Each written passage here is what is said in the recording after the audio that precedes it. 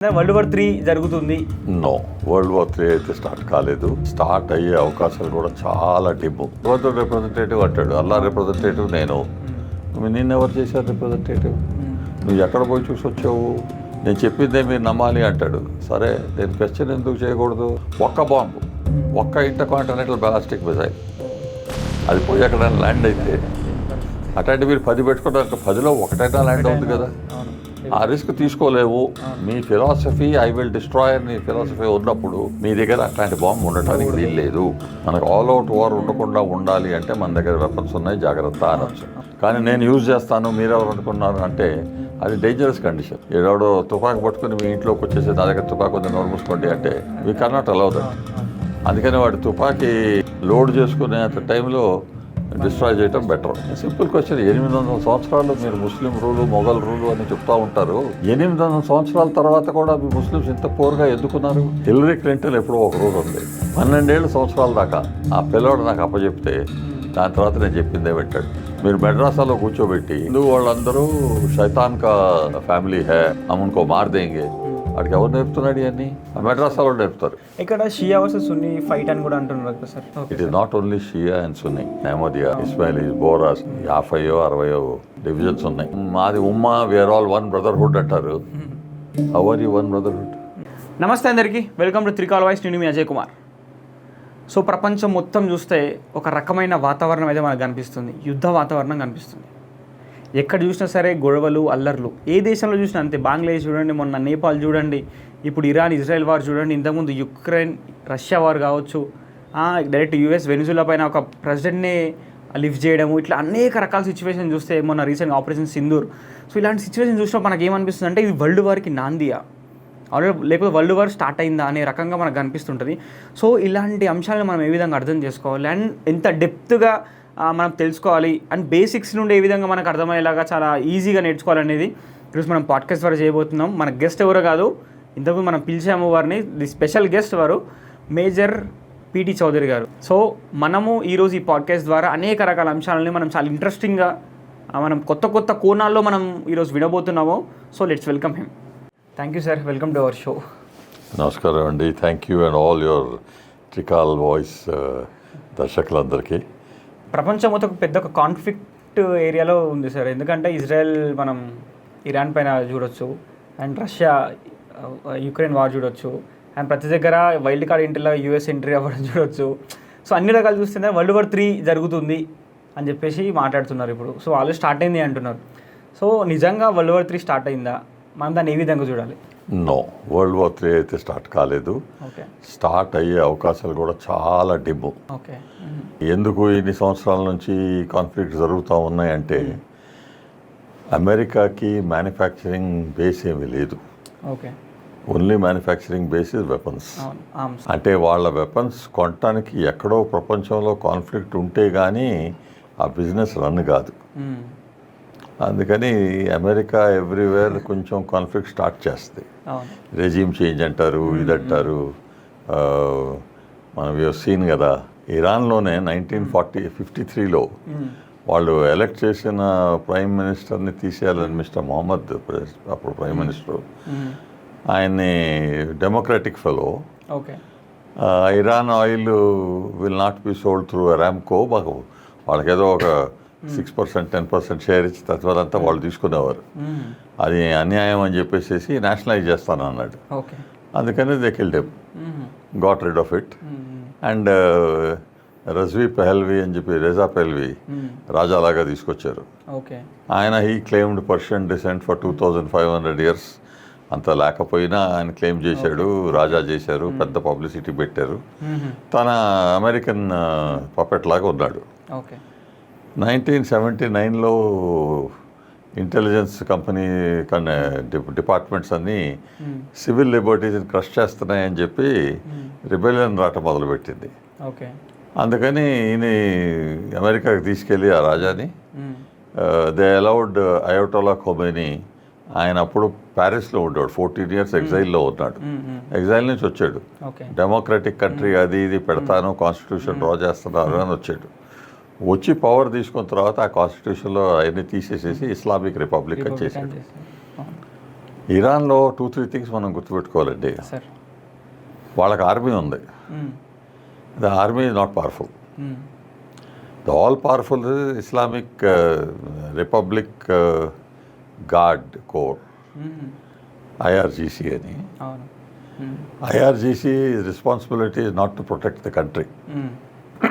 వాళ్ళ ఎయిమ్ ఏంటంటే we will protect the Islamic regime. So Ayatollahs direct personal army, private army లాగా ఉంది. So Hezbollah ఇవన్నీ కూడా ఇంచుమించు no, Hezbollah, Hamas and Houthis in Houthis in Yemen and Hezbollah in Lebanon and Hamas in Gaza. These are proxy armies of Iran. Okay. They were funding them and supplying them things and all that. Basically what happens and Islamic front మాదే మేమే పెట్టుకుంటాం అనుకున్నప్పుడు దేశంలో వాళ్ళ ప్రజాకి benefit ఏమొస్తుంది వాళ్ళు చూడటల్లా. Okay, మాకేంటి, మాకు పవర్ కావాలి, మాకు స్ట్రెంత్ కావాలి, మేము సుప్రీం లీడర్ కావాలి, అది ఇది అనుకుంటా చేస్తున్నారు. ఓకే, ఆ కండిషన్లో పోతా ఉంటే people are only cattle to be used అనమాట. అట్లాంటి రెజీమ్స్ ఉంటే it's dangerous for the world. Public ఉన్నారు, వాళ్ళు బెనిఫిట్ కావాలి, వాళ్ళ ఫ్యామిలీస్ ఎడ్యుకేషన్, చిల్డ్రన్ అది ఇది చూసుకుంటారంటే కంట్రీస్ అట్లా పెరుగుతూ ఉంటే ఎవరికి ప్రాబ్లం ఉండదు. నేనే మహా సుప్రీం లీడరు, మీరంతా నా కింద స్లేవ్స్ అన్నట్టు మాట్లాడుతుంటే వాళ్ళ కంట్రీయే కాదు తత్వ కంట్రీస్ కూడా పెట్టుకోవాలని అనుకుంటే దే డేంజరస్. ఇప్పుడు ఈ ముస్లిం బ్రదర్హుడ్ అని ఈజిప్ట్లో వచ్చింది, డేంజరస్. టర్కీలో I want be the caliph of the Muslim world and take over the whole world అంటాడు, డేంజరస్. ఇరాన్ సొంతంగా within the country very strict regime అండి, చాలా స్ట్రిక్ట్. 2 years బ్యాక్ నికాబ్ సరిగా కట్టలేదని చెప్పి అమ్మాయిని తీసుకెళ్లి జైల్లో వేసి కొంతమంది చచ్చిపోవటం, పెద్ద రివోల్ట్ అది ఇది అయింది. మరీ అంత స్ట్రిక్ట్గా ఉండేటప్పటికి పీపుల్కి వాళ్ళు రూల్ ఎట్లా చేస్తున్నారు, భయపడిచి రూల్ చేస్తున్నారు, బై ఫియర్. అది హ్యూమన్స్కి నాట్ రైట్ అండి. పాత రోజుల్లో 2-3% ఎడ్యుకేటెడ్ పీపుల్, 97-98% అన్ఎడ్యుకేటెడ్ పీపుల్ అంటే వాళ్ళకి భయపడిచ్చేవారు, భయపడిచ్చి రూల్ చేసేవారు. ఇప్పుడు అదే చేస్తూ ఉంటే వీళ్ళతో ఎడ్యుకేటెడ్ పీపుల్ ఇప్పుడు specially there are lot of educated people. And 79 దాకా కొంచెం ఫ్రీడమ్ చూశారు, ఆ జనరేషన్ ఇంకా బతికే ఉంది. కానీ నడుస్తారు అనమాట, మాట్లాడితే ఏమవుద్దు, బయటికి వెళ్తే ఏం చేస్తారో అట్లా. అది దట్స్ బ్యాడ్ డెసిషన్. బట్ పవర్లో వచ్చేసేసి ఒత్తిడి పెట్టేసేసి అది షారియా లా, ఇదిలో అదిలో అంటారు. దాని మీద సపరేట్గా డిస్కస్ చేయాలి. మన వెబ్సైట్లో ఒక ఆర్టికల్ ఉంది, బుర్ఖా అండ్ ద కమ్యూనికేషన్ ఏంటి ప్రాబ్లం అని. If you say sharia law, contract civil కేసెస్లో షారియా లా మాకు అక్కర్లేదు, common law is good enough అంటారు. మళ్ళీ అట్లాంటప్పుడు సివిల్ లాలో why you want only sharia, ఇక్కడ కూడా కామన్ లా ఉండొచ్చు కదా. అండ్ ఎనీవే ఇస్లాంలో most of the relationships are on contract. So contract comes under civil law. So 1400 years ఎట్లా ఉందో ఆ రూల్స్ తీసుకొచ్చి ఇక్కడ పెడతారు అంటే పెడితే ఫుల్గా పెట్టుకోండి. కొంత మారుస్తున్నారు అంటే మార్చడం పర్వాలేదు అన్నట్టే కదా, అందుకని మార్చచ్చు. ఇరాన్లో అట్లా చేయలే, బై ఫియర్. అందరిని దడిపించి కంట్రోల్ చేసి వెరీ స్ట్రిక్ట్గా ఉంటారు. అంటే ఇది కమ్యూనిటీ వచ్చిన తర్వాత ఇది జరిగింది, అంతకు ముందు చాలా అద్భుతంగా ఉంటుంది ఇరాన్. బిఫోర్ కమ్యూనిటీ చాలా ఫ్రీగా ఉంటుందండి. ఆ ladies use to go around, వాళ్ళ డ్రెస్సెస్ అది ఇది అంతా ఇదంతా ఏమి లేదు. యాక్చువల్లీ ఐ రిమెంబర్ 1930s అనుకుంటా, Kemal Ataturk, he became general, he became the ruler of Turkey. ఆయన we are as good as any Europeans, why can't we dress in that style అని చెప్పి ఆర్డర్ చేశాడు. అప్పుడు లోకల్ పీపుల్ అన్నారు, no no మా ఖురాన్లో decorum అన్నారు, మా లెక్క ప్రకారం డెకరం అంటే బుర్ఖా వేసుకోవాలి, మా లేడీస్ విల్ వేర్ బుర్ఖా, యూ కాంట్ బ్యానస్ అని. కమల్ అటాటర్క్ చాలా స్మార్ట్గా ఆన్సర్ ఇచ్చాడు, నేను మీ లేడీస్ని బుర్ఖా వేసుకోకూడదు అని ఏమి అంటలేదు, నేను పాస్ చేసిన రూల్ అంటే all prostitutes will wear burqa అంటే ఏమైంది, the other ladies said no we won't wear burqa. ఏం అనకుండా కూడా చేశారు అదే టర్కీలో ఇవాళ కూడా మీరు టర్కిష్ సీరియల్స్ చూస్తుంటే they are no such restrictions. Okay చాలా తక్కువ ఉంటాయి, ఎక్కడో రూరల్ ఏరియాస్లో కొంచెం చూపెడతారు తప్ప ఏ ఉండదు. Okay okay but their lives are very fearful lives. Too much of interference from the religious mullahs. Okay, అంటే వాళ్ళకు కూడా అంటే ఇష్టపూర్వకంగా చేస్తున్నాం అన్నట్టు మాట్లాడతారు కదా సార్ వాళ్ళు. మరి ఇష్టపూర్వకంగా కాదు భయం, ఎందుకంటే సింపుల్ అండి. మీకు బిజినెస్ చేయాలి అంటే వాళ్ళు అప్రూవ్ చేయాలి. ఇది కమ్యూనిస్ట్ కంట్రీస్లో కమ్యూనిస్ట్ ఇష్టపూర్ణంగా చేశారు అని అనొచ్చా? అనలేం కదా. Otherwise no communist countries there in the world today properly communist. Even China has become half capitalist this thing. ఎందుకు? అది ఇష్టపూర్ణం కాదు. I been in to Soviet Russia, I went to communist China. ఆ రోజుల్లో చూస్తూ ఉంటుంటే ఎంతమంది వచ్చి ట్రబుల్లో ఉండేవారు. చైనాలో మనతో మాట్లాడేవారు కాదు. ఆల్రెడీ ఎన్నో బిలియన్స్ ఆఫ్ పీపుల్ని చంపేశారు కదా సార్. రష్యాలో కూడా కోట్ల మందిని చంపారు. కానీ అక్కడ ఈవెన్ 89లో నేను పోయినప్పుడు people use to come and ask, because Indians అంటే కొంచెం ఫ్రెండ్లీగా ఉండేవాళ్ళం. వాళ్ళు వచ్చి అడిగేవారు అనమాట, నేను ఒక ఇండియాకి వస్తే ఒక 2 నెలలు నన్ను సపోర్ట్ చేస్తారా? మీరు సపోర్ట్ చేస్తే దాని తర్వాత నేను మేనేజ్ చేసుకుంటానని. ఎందుకు వెళ్ళిపోతావు అంటే అక్కడ కాన్స్టిట్యూషన్ అంతా రాసింది, you got all the freedoms in the world. ఏది కావాలంటే ఏది చేసుకో, అది ఇది అని రాశారు. లాస్ట్లో 2 లైన్లు రాశారు, subject to the interest of the state అని. ఓకే, ఆ ఇంట్రెస్ట్ ఆఫ్ ద స్టేట్ ఎవరు డిసైడ్ చేయాలి? ఒక బ్యూరోక్రాట్ డిసైడ్ చేయాలి. వాళ్ళకి ఇన్కమ్ ట్యాక్స్ లేదు, కానీ బ్యూరోక్రాట్ తీసుకునేది ట్యాక్సే కదా. ఇవన్నీ చెప్పకుండా పాలసీ స్ప్రెడ్ చేస్తారు. అలాగే ఇది కూడా భగవంతుడి చెప్పాడు అని, అల్లా చెప్పాడు అని. అల్లాని పోయి చూసి వచ్చినాడు ఎవరండి? ఈ క్వశ్చన్స్ అడగకూడదు. మేమన్నది ఏంటంటే ఏదైనా బిలీఫ్ ఉంటే, రిలీజియస్ ఉంటే దాన్ని ప్రెసెంట్ చేయటం ప్రొహిబిటెడ్ అని అనటానికి న్యాయం కాదు. దాంట్లో అది హరాం కదా సార్, అడగకూడదు. చెప్పిందే వినాలి, అడగకూడదు. ఏమంటారు దానికి? Imperialistic, declarative and authoritative. ఈ 3 words they use for all the religions of the book. ఇస్లామే కాదు, క్రిస్టియానిటీ కూడా అంతే. మీరు క్వశ్చన్ చేయకూడదు. వాళ్ళకి ఎవరో రిప్రజెంటేటివ్, నేను భగవంతుడు రిప్రజెంటేటివ్ అంటాడు, అల్లా రిప్రజెంటేటివ్ నేను. నిన్నెవరు చేశారు రిప్రజెంటేటివ్? నువ్వు ఎక్కడ పోయి చూసి వచ్చావు? నేను చెప్పిందే మీరు నమ్మాలి అంటాడు. సరే, నేను క్వశ్చన్ ఎందుకు చేయకూడదు. మనకేంటి, సనాతన ధర్మంలో ఎవరినైనా క్వశ్చన్ చేయొచ్చు. ఎవరికి ఎట్లాంటి అథారిటీ లేదు. ఇక్కడ మనకెవరు పోప్ లేడు, నేను బిషప్లు పెడతాను అని చెప్పడానికని. ఈ attitude for thing is different. Coming back to our subject, వీళ్ళు if they come up like this, మా కంట్రీయే మేమే బాసెస్ అవ్వాలి ప్రపంచం చుట్టూ, ఇక్కడ India is a major thorn for them, గజ్వాయ్ హింద్ కావాలి అని చెప్పి ట్రై చేస్తారు. వాళ్ళకి అర్థం కావట్లా. సింపుల్ మ్యాటర్ ఫర్ ఈ సబ్జెక్ట్ కాదు సంబంధించింది, కానీ I just take 2 minutes. Every country ఈ రిలీజన్స్ ఆఫ్ ద బుక్ పోయిన చోట between 11 to 24 yearsలో 100% of that country converted to that religion. కొన్నిసార్లు ఇంకో రిలీజన్ అక్కడికి వచ్చి, స్పెయిన్లో ముస్లిం వాళ్ళు వచ్చి సలాద్దీన్ టైంలో కన్వర్టెడ్ టు ఇస్లాం. మళ్ళీ తర్వాత క్రూసేడ్స్ టైంలో కన్వర్టెడ్ టు క్రిస్టియానిటీ. ఈ రీకన్వర్షన్ జరిగేటప్పుడు 7 సంవత్సరాలు పట్టింది. But original conversation was 11 to 24 years. In India, the Muslims have been there for more than 800,000 years. Christians have been there for 250, 300 years. At the time of independence, you are still 85% Hindu. Why are you that Hindu? Why did you get converted? అందరూ ప్రపంచంలో అట్లా అయిపోతూ ఉంటుంటే how did India avoid? One, because we don't have one pope. It is distributed. So 10 మందిని 100 మందిని 1000 మందిని చంపామనుకో, that it doesn't weaken the rest. It's a sad thing. అవ్వకూడదు. It doesn't weaken the rest.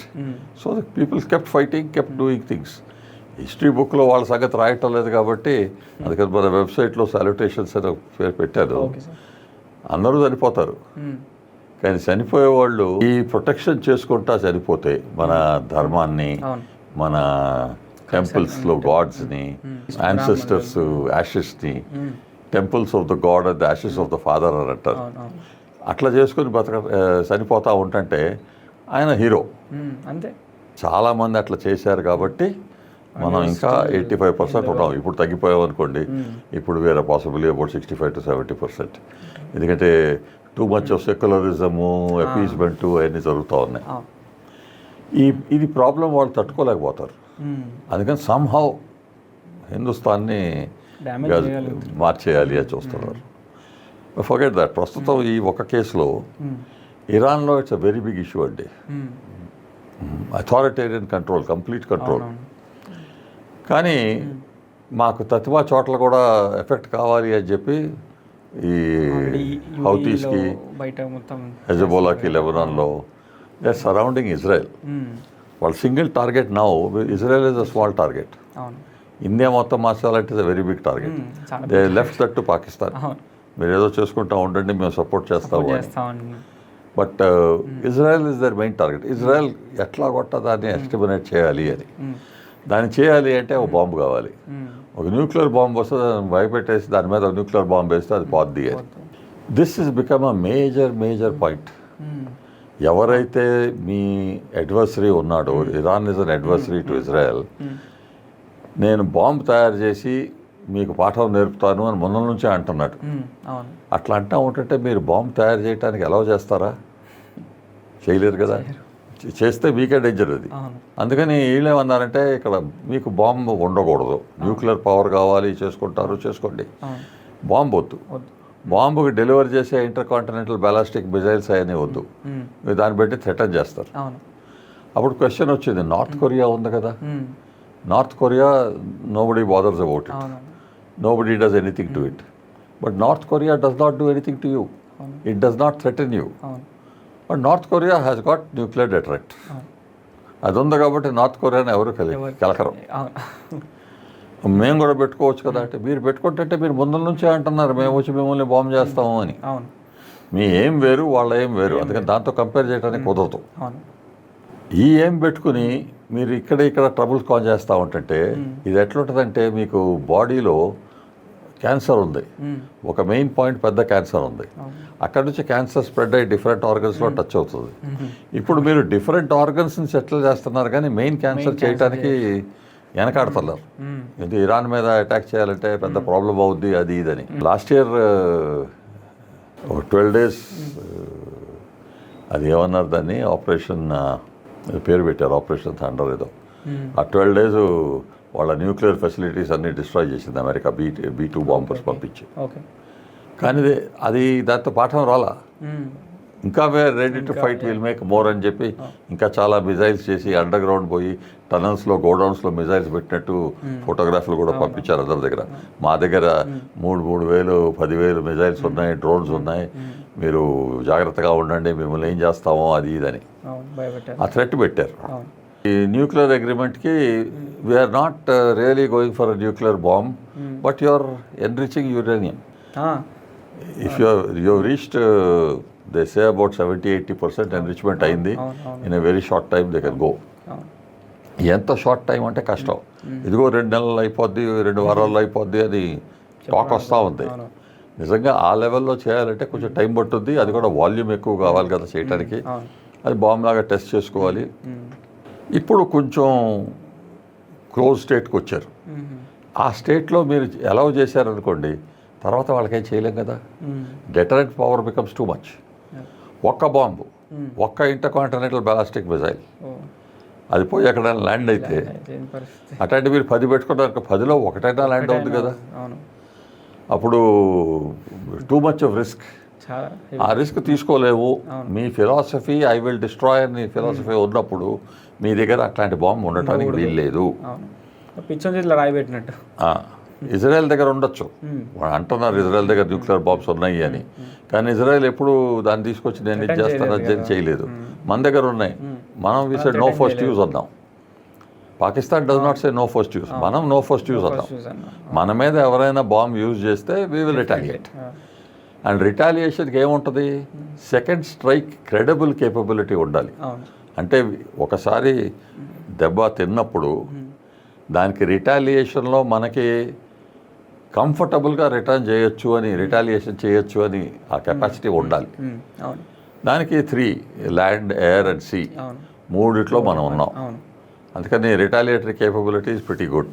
So don't throw your weight to us, we want show off with this. నేను నా దగ్గర nuclear bombs ఉన్నాయని Pakistan dance చేస్తూ ఉంటుంటే మీరు జాగ్రత్తగా ఉండండి అని. We call their bluff in operation Sindoor. ఎక్కడైతే we suspected that there is going to be a command centre అని తీసేసాము. బై ఛాన్స్ ఏదో చిన్న స్టోరేజ్ ఏమో అనుకున్నారు కెనారా హిల్స్లో. అక్కడ పోయి కొట్టేటప్పటికి పెద్ద న్యూక్లియర్ బాంబ్ స్టోరేజ్ ఫెసిలిటీ ఉందని తర్వాత తెలిసిపోయింది. That is not Pakistanis, that is American. They were keeping in Pakistan. ఈ command centre also Noor Khan base was American. ఇది మనకు తెలియదు కదా. యాక్చువల్లీ వాళ్ళ దగ్గర న్యూక్లియర్ ఫెసిలిటీస్ ఉంటే they have to declare to us.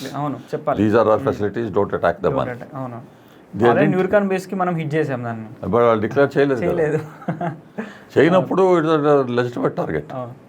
So ఆ నూర్ ఖాన్ బేస్లో Pakistani generals also did not have entrance. Interest లేదంట. No, they were not allowed. అవును, it is American control. So America said we are controlling this, they were wanting to use it against Russia. ఏదైనా situation వస్తే we will use it అని. అది మనకి by chance అంటే పాకిస్తాన్ ఎక్కడో ఏదో పెట్టుకోదని చెప్పి కొట్టినప్పుడు కంప్లీట్లీ కొలాప్స్ దెమ్. అంటే మెయిన్ కొంతవరకు అదే విధంగా పూర్తిగా మెయిన్ సెంటర్లో కాకుండా కొంచెం పక్కన పడింది అని అన్నారు కదా సార్. ఎంట్రన్స్ టనల్ అక్కడ ఎంట్రన్స్ టనల్ కొలాప్స్ చేస్తే ఆ లోపల ఉన్న bombs they fell against each other. Some of them connect అవ్వగానే ఎక్స్ప్లోడ్ అవుతాయి. సో అక్కడ ఎర్త్క్వేక్స్ వచ్చినాయి, 2.5 రిక్టర్ స్కేల్ ఎర్త్క్వేక్స్. అక్కడ కొంతమంది అమెరికన్స్ ఉన్నారంట అని మనకి ఇప్పుడు ఇన్ఫర్మేషన్ అమెరికన్స్ ఎక్నాలజ్ చేయటల్లా. నూర్ ఖాన్ బేస్లో అండర్ గ్రౌండ్ బేస్ అది. ఏదైనా ఎంత అండర్ గ్రౌండ్ ఉన్నా దానికి ఎయిర్ కావాలి, వెంటిలేషన్ షాఫ్ట్స్ ఉంటాయి. అదేదో 2 feet 1 meter by 1 meter ventilation shaft ఎక్కడో బయటికి తీసుకెళ్ళారు. అది మన intelligence agents that is where it is. ఆ వెంటిలేషన్ షాఫ్ట్లో బ్రహ్మోస్ బెడదలేసాం. అందుకని BrahMos is a very very powerful, very accurate missile, చాలా యాక్యురేట్. మీకు ఈ చిన్న టేబుల్ మీద కొట్టాలంటే అక్కడ వచ్చి కొట్టుద్ది, అంత యాక్యురేట్. అదే 2x2 foot వెంటిలేషన్ షాఫ్ట్లో వెళ్ళాలి అంటే ఎంత యాక్యురేట్గా ఉంటే కానీ అక్కడ పోయి బ్లాస్ట్ అయ్యేటప్పటికి blast effect goes all through. అక్కడ కూడా కొంతమంది చనిపోయారు, వీళ్ళు చెప్పటం లేదు, తెలుస్తుంది మెల్లగా. ఇట్లాంటి nuclear weapons are a deterrent against all out war. మనకు ఆల్ అవుట్ వార్ ఉండకుండా ఉండాలి అంటే మన దగ్గర వెపన్స్ ఉన్నాయి, జాగ్రత్త అనొచ్చు. కానీ నేను యూజ్ చేస్తాను మీరెవరు అనుకున్నారు అంటే అది డేంజరస్ కండిషన్. ఏడో తుపాకు పట్టుకుని మీ ఇంట్లోకి వచ్చేసి నా దగ్గర తుపాకు ఉంది నోరు మూసుకోండి అంటే వీ కెనాట్ అలౌ దట్. అందుకని వాడు తుపాకీ లోడ్ చేసుకునే టైంలో డిస్ట్రాయ్ చేయటం బెటర్. సో ఇప్పుడు ఇజ్రాయెల్ అంటున్నారు కదా సార్, సో ఎందుకు ఇజ్రాయెల్ పర్టికులర్ టార్గెట్ వాళ్ళకి, ఇరాన్కి? And why Israel is more powerful? Israel is a very small state country and okay, it is smaller than Kerala. It came in the desert in 48. We were one of the first countries to recognize it. In 50 I think we recognized it. అప్పుడు ఆ life అక్కడ చాలా డిఫికల్ట్గా ఉండేది. Dessert, నీళ్ళు లేవు, crops కొంచెం overseas దగ్గర తప్ప ఏమి లేదు. అక్కడ కిబుట్స్ అని పెట్టుకుని చాలా కష్టంగా కమ్యూనల్ డెవలప్మెంట్ షేరింగ్ అని చేసుకుని చేశారు. దే సఫర్డ్ వరల్డ్ వైడ్ కదండి. Why did they suffer world wide? Muhammad ప్రాఫిట్గా ఉన్నప్పుడు మెదీనాలో the trade was controlled by the Jews. వాళ్ళకు సిస్టమ్ ఉండేది.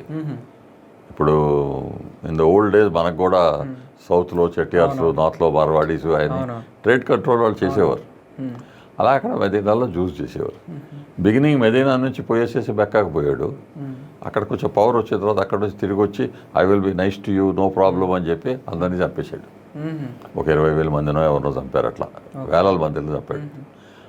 అంటే ఈ పవర్ ఏమొచ్చింది, వీళ్ళు నా మాట వింటలేదు, నేను చెప్పింది వాళ్ళు చేయటం లేదు, అందుకని వీళ్ళు బతకడానికి వీల్లేదు. ఇది గుండాదర్ది యాటిట్యూడ్. ఇది ఆ attitude spread all over the Muslim community world wide. When they are in small numbers పాపులేషన్తో కలిసిపోతారు, ఇవన్నీ పట్టించుకోరు. పాత రోజుల్లో నా చిన్నప్పుడు చుట్టుపక్కల ఉండే ముస్లిమ్స్ వాళ్ళ మస్జిద్ పోవటం అది ఇది వాళ్ళు చేసుకునేవారు. కానీ మనతో కలిసేటప్పుడు అక్కడే తెలిసేది కాదు. రెండోది ఇప్పుడు ఆర్మీలో ఉన్నాను, ఆర్మీలో ముస్లిం ఆఫీసర్స్ కూడా ఉండేవారు. They fighting against Pakistan because they're Indians. Yes, అక్కడ నువ్వు ముస్లిము ఎట్లా చేస్తావు అనే థాటే లేదు. ఉండదు. అవును. అప్పుడు what do you want only 2 things. ఆయన కేపబుల్లా, చేస్తాను అంటే చేయగలుగుతాడా, తర్వాత బాట పెట్టుకుంటాడా, I will watch your back అంటే he must watch the back. ఈ రెండే కదా మనం చూసేది. Officers are very good, they got lock very well. Jawans అయినా ఆఫీసర్స్ అయినా. ఈ బయట ఈ పొలిటికల్గా పవర్ తెచ్చుకోవాలని చెప్పి వీళ్ళకి రెచ్చగొట్టి చేస్తుంటే difficulty in getting along together. అదే నేను సింపుల్గా ఒక మాట చెప్తాను. This is nothing to do with the war, it is to do with the attitude of how to live together. మనకు ఇష్టదేవత కాన్సెప్ట్ అని ఉంది. మీరు కూడా ఇష్టదేవత కాన్సెప్ట్ తీసుకోండి. మీ ఇష్టదేవత అల్లా ఉండొచ్చు, జీసస్ ఉండొచ్చు, పర్వాలేదు. ఆ ఇష్టదేవత మీకు, మీ ఫ్యామిలీకి, మీ కమ్యూనిటీ వరకు పెట్టుకోండి. బయట వాళ్ళని కన్వర్ట్ చేస్తాము ఆయన వద్దు. కానీ వాళ్ళు వినరు కదా సార్. అది అట్లా ఉంటే కలిసి మనం ఉండొచ్చు, హార్మనీ ఉంటుంది, కంట్రీలో ప్రాస్పెరిటీ ఉంటుంది, మీ పిల్లలు కూడా చదువుకుని పెద్దవాళ్ళు అవుతారు. ఇప్పుడు ఏం చేస్తారు, ముస్లిం టాప్ ఫ్యామిలీస్ పూర్ ఫ్యామిలీస్ని పూరే పెడతారు. ఆటో రిక్షా వాడు మీ పిల్లలు కూడా ఆటో రిక్షా వాళ్ళే అవ్వాలి, లేకపోతే ఎలక్ట్రికల్ మెకానికల్ అవుతారు. వాళ్ళకి చదువు చెప్పి పైకి రావడానికి అవకాశం ఇవ్వరు. ఎందుకు, మీరు పూర్గా ఉన్నంతసేపు నా మాట వింటారు. ఆ మాట వినేవాళ్ళు కావాలండి.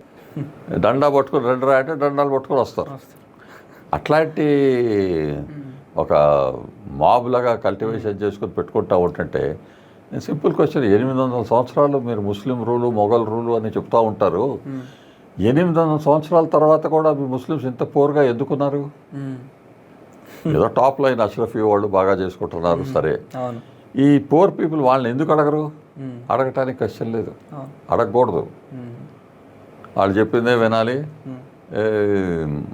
Very bad way of living అండి. వాళ్ళ పిల్లలు, వాళ్ళ కండిషన్, ఓల్డ్ సిటీలో పవర్టీ చూస్తే మీకు తెలుస్తుంది.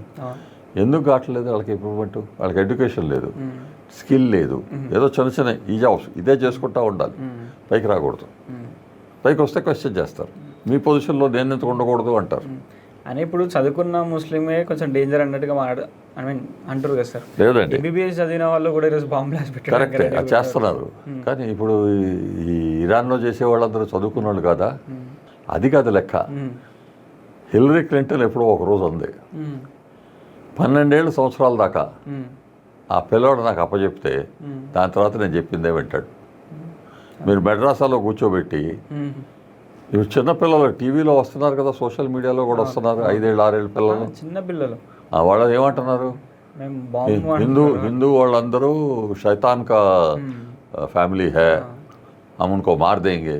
వాడికి ఎవరు నేర్పుతున్నాడు ఇవన్నీ? మెడ్రాసాలో నేర్పుతారు. మామూలుగా చదువు, మ్యాథమెటిక్స్, సైన్స్, ఇంజనీరింగ్ నేర్పరు, ఇది నేర్పుతారు.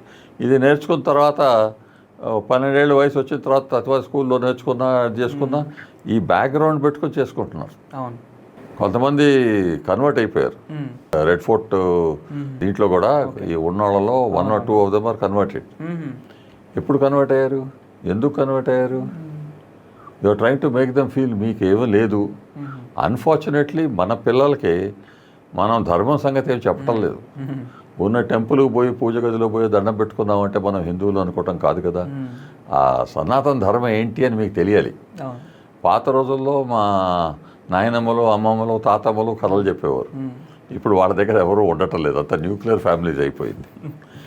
వీళ్ళకి తెలుసుకోవటానికి అవకాశమే లేదు, ఇంట్రెస్ట్ లేకపోయింది. వీళ్ళకి టైం లేదు అంటారు. నేను అనేది ఏంటి, అందుకనే ధార్మిక్ కల్చరల్ సెంటర్ స్టార్ట్ చేసి encourage people to understand what is Sanatana Dharma. అది if they go to my website there are enough articles చూడొచ్చు దాంట్లో. సార్ ఇప్పుడు ఇజ్రాయెల్ అంటున్నాం కాబట్టి, ఇజ్రాయెల్ ప్రతిసారి కూడా జనరల్ మనందరూ తెలిసి, ఇందాక మీరు టచ్ చేశారు కూడా ఆల్రెడీ, న్యూక్లియర్ అనేది ఇరాన్ చేతిలో ఉండకూడదు అని అంటున్నారు. సో పాకిస్తాన్ చేతిలో ఉంటుంది కదా. సో ఇప్పుడు పాకిస్తాన్ చేతిలో ఉంది. ఇది ఇప్పుడు పాకిస్తాన్ సపోర్ట్తో ఇరాన్ వాళ్ళు ఏమన్నా న్యూక్లియర్ త్రూ ఏమైనా అటాక్ చేస్తే చూశారు కదా. అటాక్ కాదు, డెవలప్ చేసుకోవడానికి పాకిస్తాన్ సపోర్ట్ తీసుకున్నారు. అదే లీకింగ్ అని చెప్పేసి అన్నారు కదా. Mister AQ Khan who head of Pakistan nuclear facility help Iran. North Korea నుంచి, చైనా నుంచి తీసుకొచ్చి వాళ్ళు చేసుకుని ఇక్కడ నుంచి మేము హెల్ప్ ఇస్తున్నామని ఇచ్చారు. ఏక్యూ ఖాన్కి నిషానే పాకిస్తాన్ అని మనం భారతరత్న ఇచ్చినట్టు వాళ్ళు ఇచ్చారు.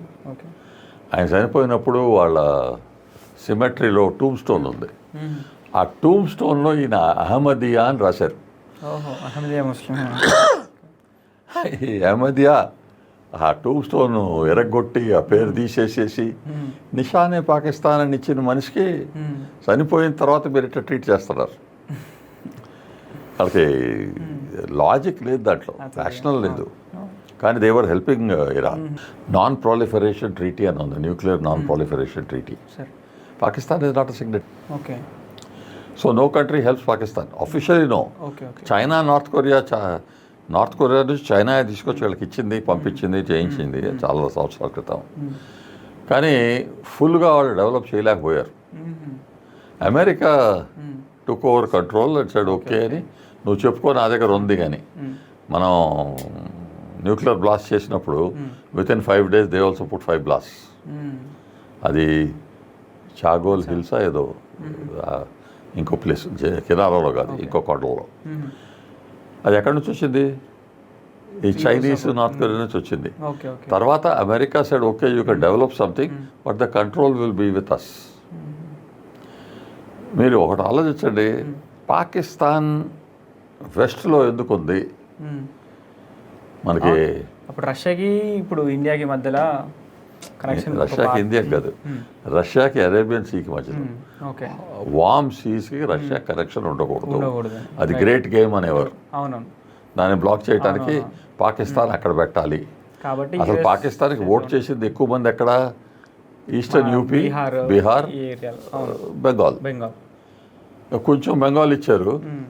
ఈ బీహార్, యూపీ వాళ్ళకి అంత ఎక్కువ ఇవ్వలేదు. పాకిస్తాన్ ఇచ్చారు. ఎందుకు?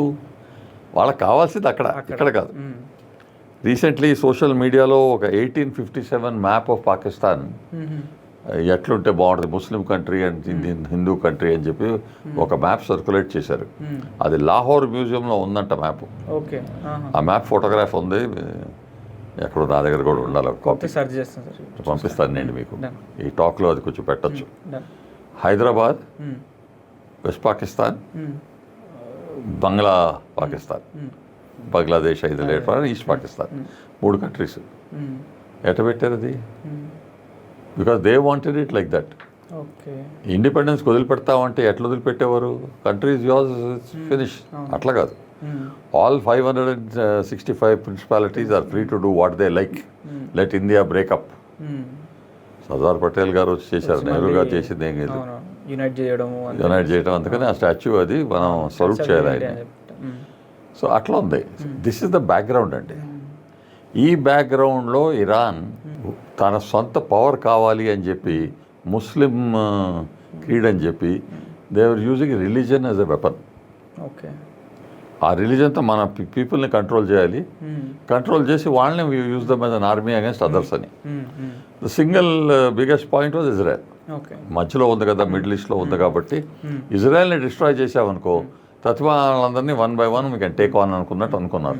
ఇక్కడ షియా వర్సెస్ సున్నీ ఫైట్ అని కూడా అంటున్నారు కదా సార్. ఎందుకంటే పక్క వెబ్సైట్లో రిలీజన్ మీద ఆర్టికల్ రాస్తున్నాను కాబట్టి అది చదవండి.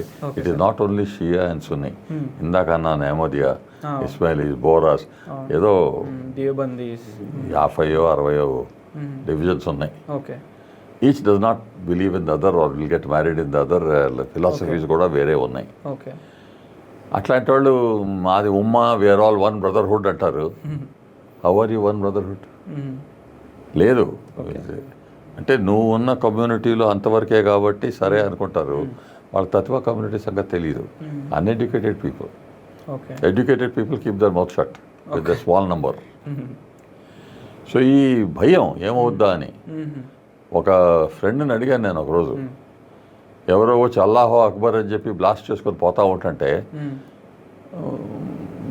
ముస్లిమ్స్ ఆర్ ఇస్లామిక్ టెర్రరిస్ట్ అంటారు. కాదు ఎవరో ఎక్కడో ఉన్నారు అంటే. అట్లాంటప్పుడు మీరు ఎవరైతే కాదంటారో నిలబడి వీడు మావాడు కాదు, వాడి యాటిట్యూడ్ తప్పు అని నిలబడి చెప్పాలి. నిలబడకపోతే క్వైట్గా కూర్చుంటే, క్వైట్గా ఉన్నప్పుడు సైలెన్స్ ఇది ఎక్విసెన్స్ కదా. మీరు కూడా అది పర్వాలేదు జరగనీలే అనుకున్నట్టు ఉంటుంది. అట్లాంటప్పుడు యువర్ ఆల్సో కొలాబరేటర్. నిలబడాలి, otherwise you don't have relevance. So yes, కొంతమంది అక్కడ హిందూ ఫండమెంటలిస్ట్ ఉన్నారు, వాళ్ళు చేస్తున్నారు. Yes, if they somebody doing like that, we say that is wrong. But మీరు దిస్ ఇస్ రాంగ్ అని ఎవరు అనరు. అవును. ఇప్పుడు ఇరాన్లో అయతోలా ఖొమైనీ చచ్చిపోయినప్పుడు ఇండియాలో షియా వాళ్ళు కొంచెం బాధపడటం ఇప్పుడు అయితే ఏదో మరి ఉండొచ్చు. ప్రొటెస్టులు చేయడము సున్నీ కూడా హైదరాబాద్లో అవుతుంది. సున్నీ వాళ్ళు కూడా ప్రొటెస్ట్ చేస్తున్నారు. ఓసీ గారు కూడా ప్రొటెస్ట్ చేశారు కదా. వీళ్ళందరూ ఏంటి క్రెడిట్ గెయిన్ చేయడానికి పాపులేషన్లో ఇండియన్ పాపులేషన్ మరీ అంత డివైడెడ్ కాదు. అందుకని అపీస్మెంట్ లెవెల్లో we are there as Muslims, not as Shias, Sunnis, Ahmadiyyas, Bohras అని కాదు. We are Muslims, we are all one అంటారు. వన్ అంటే మీరు కలిసి పెళ్ళిళ్ళు చేసుకోరు, కలవరు, మీటింగ్లు పెట్టుకోరు, యూఆర్ డిఫరెంట్ మాస్, డిఫరెంట్ మస్జిద్స్ అని ఆ డిఫరెన్సెస్ సంగతి మాట్లాడరు. We are on behalf of Islam కాబట్టి వీ మస్ట్ సపోర్ట్ ఇరాన్ అంటారు. But you did not support Iran earlier. Iran is a Shia country. 85% Shia అనుకుంటా, 15% సున్నీ ఉంది. All over the middle East majority Sunni ఉన్న 10 to 20% Shia ఉంటుంది ప్రతి ఏరియాలో. So how do you get long? వాళ్ళు కూడా మా వాళ్ళు అని అక్కడ అనరు కదా. మళ్ళీ ముస్లిం వన్ బ్రదర్హుడ్ ఇన్ ఇండియాలో అంటే అక్కడ కూడా అనాలి కదా, అనరు. ఇప్పుడు యూఏఈ పైన అటాక్ చేయడం ఇదంతా కూడా ఏంటి సార్? మళ్ళీ బెహ్రెయిన్ పైన, బెహ్రెయిన్లో అన్నిటిపైన జరిగింది కదా. ఫస్ట్ ఆఫ్ ఆల్ అండి, they have no interest in attacking these countries. అక్కడ మిలిటరీ బేసెస్ ఉన్నాయి. Okay. American military bases. American military బేసెస్కి అటాక్ చేయడానికి ట్రై చేస్తున్నారు. సెకండ్ బుర్జ్ ఖలీఫాని టార్గెట్ చేశారు కదా. బుర్జ్ ఖలీఫా టార్గెట్ చేయాలి. One missile broke up on the top, దాని పార్ట్ ఒకటి దగ్గర పడింది, nothing much. But that is not the aim అండి. They can't do anything. If they are wasting there missiles on the middle east, what will they have for hitting Iran, Israel or USA? But here what they wanted to do was, first you are allowing military bases. మీరు allow చేయకూడదు because the military bases are acting against Iran. Second, they are all very profitable countries అండి. Oil ఉన్నాయి. యూఏఈలో అంత oil లేకపోయినా tourism business develop చేసుకుని one of the best places in the world to live in అన్నట్టు status వచ్చింది. దానికి కొంచెం జెలసీ ఫ్యాక్టర్ ఉంది ఇక్కడ.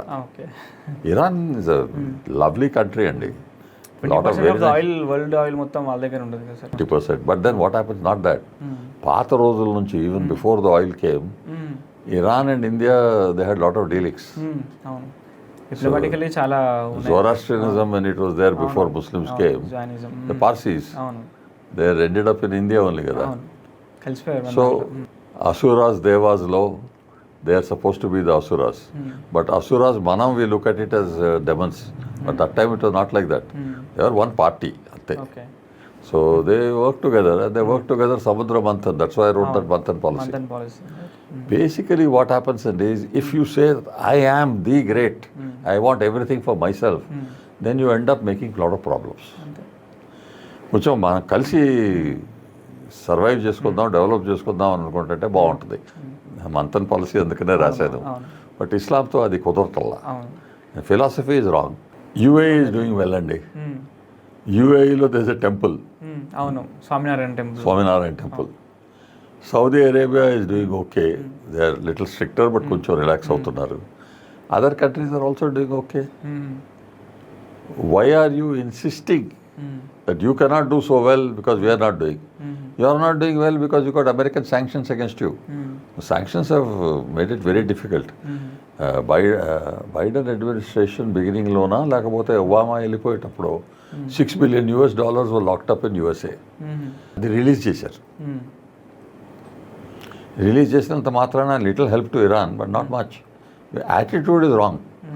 రిలీజ్ చేసిన మన ప్రాపర్టీ, మన పాపులేషన్ని ఇంప్రూవ్ చేద్దామని కాదు. రిలీజ్ చేస్తే మేము ఇంకా ఆర్మమెంట్స్ చేస్తాం, ఇంకా ఆర్మీని పెట్టుకుంటాం, ఈ ప్రాక్సీ ఆర్మీస్, హమాస్, హెజ్బోలా తీసి పెడతామని. యువర్ యాటిట్యూడ్ ఇస్ రాంగ్ అండి. మన పాపులేషన్, మన పీపుల్, వాళ్ళకి ఎట్లా డెవలప్మెంట్ చేయాలి, ప్రాస్పెరిటీ రావాలని మీరు చూడటం లేదు. నా రాజ్యం నేనే అట్లా అనుకుంటే కొంచెం కష్టం. ఆ యాటిట్యూడ్ ఉంది కాబట్టి మిలిటరీ డెవలప్ చేశారు. They are good people, scientifically అది ఇది, they good people. Not that they don't know anything అని అనడానికి వీల్లేదు. Quite a lot of technology is there. But they were getting it developed from something from China, something from Turkey, and some they developed themselves. But they are not able to match, let us say, what we are doing. Because here the little bit of openness in the mind even the people will work. అక్కడ unless you're selected and made to work something you don't have an opportunity. అవును. So అట్లాంటప్పుడు you're unnecessary suppressing your people, suppressing your capabilities. అవును.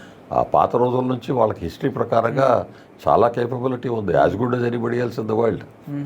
కానీ మీరు వాళ్ళందరినీ ఒత్తిపెట్టారు కదా, ఒత్తిపెడితే వాళ్ళ capabilities కూడా అంతవరకు ఒత్తిడి పెట్టినాయి కదా. అవును. That is the problem with Iran. Okay. That is why it became a target. And ఇన్ని సంవత్సరాల నుంచి నేను ఇందాక మీకు ఒక ఎగ్జాంపుల్ చెప్పాను. ఇఫ్ యూ గాట్ క్యాన్సర్, అవును, you can't say I will treat, దాని నుంచి ఇక్కడ లంగ్స్కి స్ప్రెడ్ అయింది, ఈ చేతికి వచ్చింది, ఇక్కడ చేస్తాను అని కాదు. You to deal with it holistically, టోటల్గా ఎట్లా చేయాలి అని. ఆ పొజిషన్ ఇప్పుడు వచ్చింది, టోటల్గా డీల్ చేయడానికి అది ఎట్లా తీయాలి అని చేస్తున్నారు.